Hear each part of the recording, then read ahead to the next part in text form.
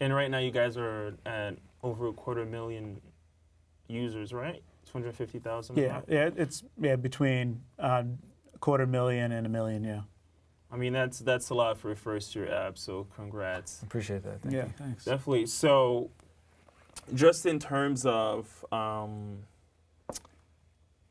the tech space itself, there's been a lot of talk about diversity in tech and the lack of diversity, the issue around fundraising for minority founders. What has been your experience so far?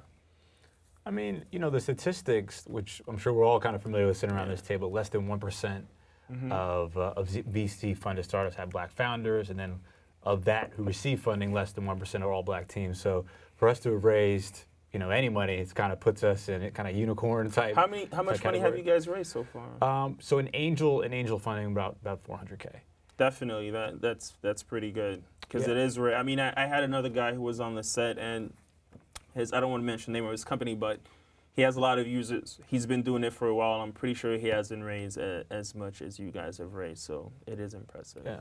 So I think that, for venture capitalists, a lot of times, it's not that they're not trying to give black folks money. I don't believe that at all. I don't think that they're... What do you think the issue is? I think it's networks and access. I think that the people who have access to the capital don't necessarily have as many people in their networks per se, because that's based on where you went to school and people in your family and just those you've been exposed to. So I think that as more teams like ours are successful and they see that there are opportunities to invest in those type of teams, that'll improve it, because it's all about pattern matching, especially for first-time entrepreneurs. We're talking about team. If they haven't seen necessarily teams like yours that have done as well, maybe there's a little more reticence, particularly at that first stage. But as you see more teams that do well, as you see teams that focus on opportunities that aren't necessarily those that are being solved in just San Francisco and New York, and you see them winning big and you see them getting adopted, I think that's gonna make a really positive change. You mentioned pattern matching. I've always had an issue with the with the phrase pattern matching, because like you mentioned, if you haven't seen somebody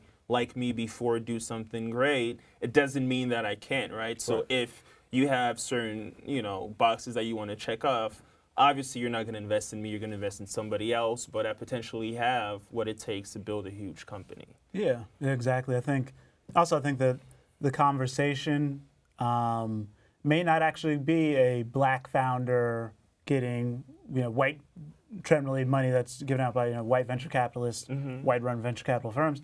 Maybe the gap we're really thinking about is actually just the wealthy and the not wealthy, right?